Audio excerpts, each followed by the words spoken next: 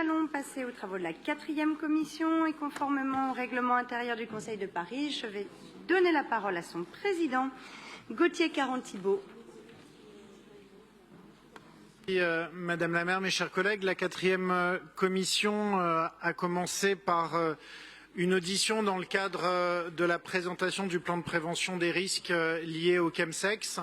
À cette occasion, nous avons auditionné Fred Bladou de la direction innovation programme chemsex de AIDS et également membre du comité scientifique de SOS Addiction.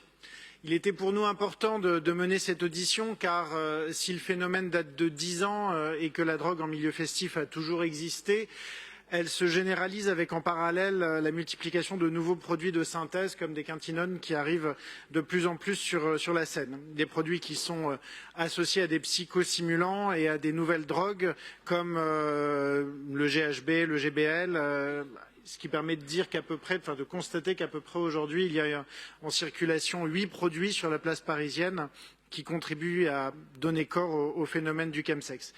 Ces produits pris isolément ne sont pas forcément dangereux tout de suite, mais le deviennent en cas de consommation irraisonnée et de comorbidité associée, d'où l'importance évidente de la prévention.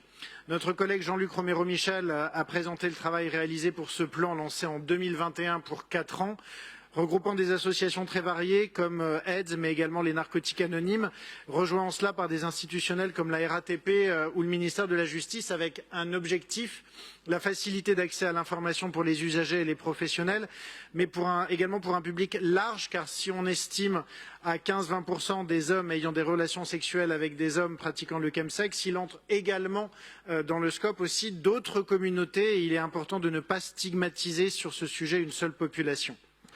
Anne Souris a quant à elle souligné l'importance d'avoir un regard sur les publics émergents et minoritaires dans la pratique du chemsex pour ne pas oublier dans la prévention, notamment les travailleurs du sexe.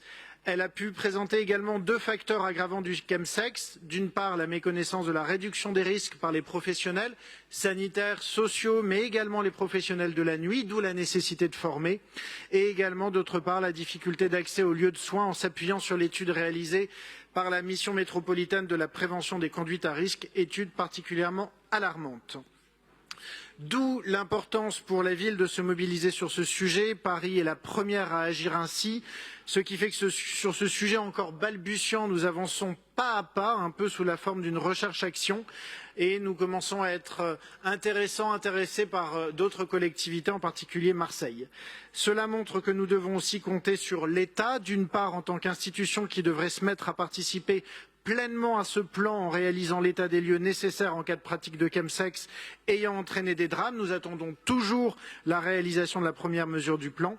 D'autre part, en tant que porteur de politique publique, en accompagnant plus qu'il ne le fait aujourd'hui, voire même en arrêtant de bloquer des projets municipaux, une nécessaire politique de soins qui n'est pas incompatible avec la réduction des risques. C'est pourquoi je sors de cette 4e commission en appelant, comme beaucoup d'autres, à revoir la loi de 70 sur les drogues. Puis après cette belle audition, les adjoints ont pu présenter leurs délibérations tout en accueillant notre nouvelle collègue Lamia El Harraj.